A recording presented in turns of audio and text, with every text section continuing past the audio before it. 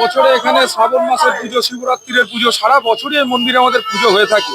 সেই কারণে আমরা এবছরে ঠিক করলাম যে আজ বাংলাদেশে সংখ্যালঘু মানুষরা যেভাবে বিধ্বস্ত অবস্থায় রয়েছে, তাই আমরা একটা জিনিস জানি, পশ্চিমবাংলার মানুষ, যে আমাদের মাননীয় মুখ্যমন্ত্রী যে জিনিসটা বলেন যে ধর্ম যার যার কিন্তু উৎসব সবার, সে উৎসবের সূচনার দিনকে একটা জিনিসকে আমরা মনে করি যে বাংলাদেশের সংখ্যালঘু মানুষদের কথা ভেবে, আর আমাদের পশ্চিমবাংলার মুখ্যমন্ত্রী, মাননীয় মুখ্যমন্ত্রী যেটা বলেন সব সময়, যেটা আমাদের কাছে বাণীর মতো, যে উৎসবটা সবার আনন্দের, তাই উৎসবের সূচনার দিনকে আমরা এই যজ্ঞর আয়োজন করেছি, যে আমাদের যে ভ্রাতৃত্বের বন্ধন আর সর্বধর্ম সমন্বয়ের মানুষের যে সম্প্রীতি, ভালোবাসা, সেই বন্ধন যেন অটুট থাকুক, আর সেইটা শান্তি কামনার্থেই আমাদের আজকেই যজ্ঞ।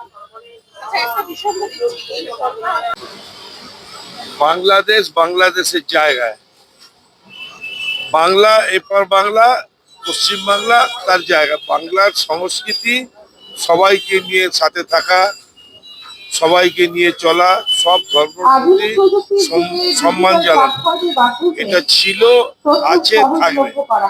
আর ওপার বাংলায় যেটা দেখা যাচ্ছে, এটা খুব শিগগিরই মুছে যাবে।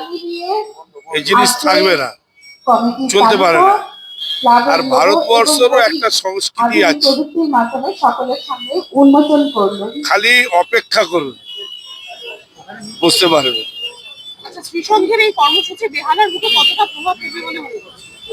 আরে শ্রীসঙ্গ তো বেহালার মুখে অলরেডি প্রভাব ফেলে রেখেছে, নতুন করে ফেলার কি আছে। ৭৫তম বর্ষের পুজো হবে, খুব সুন্দর করে হবে, সবার সহযোগিতা চাই। শ্রীসঙ্গকে নতুন করে চেনাবার দরকার নেই তো। দেখুন, যেটা হলো যে আমরা ভারতবাসীরা হলাম, আমাদের ভারতবর্ষ হলো ধর্মনিরপেক্ষ দেশ।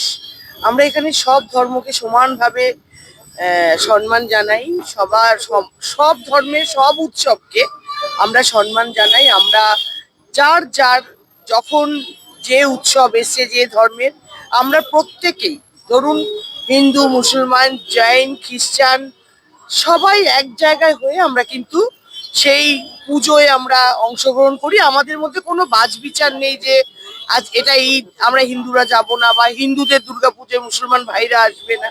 কিন্তু বাংলাদেশে যেটা ঘটছে সেটা অবশ্যই দুর্ভাগ্যের, কিন্তু যেহেতু ওটা প্রতিবেশী রাষ্ট্র আমাদের, তাই সেই রাষ্ট্র নিয়ে আমার কিছু বলার নেই।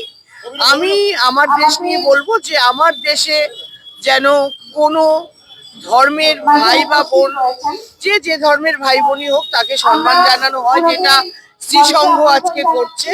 এখানে একটা মহাযজ্ঞর আয়োজন করেছে, সর্বধর্ম সমন্বয়ে মহাযজ্ঞটা হবে বিশ্ব শান্তি, ভারতবর্ষের শান্তির জন্য। আর আজকে এবার ওদের 2025-এ 75 বছরের দুর্গাপুজো, তার আজকে ওরা উদ্বোধন করলো যে সামনের বছর অনেক বড় করে পুজো হবে, তাই আমাদের নিমন্ত্রণ করেছে, আমরা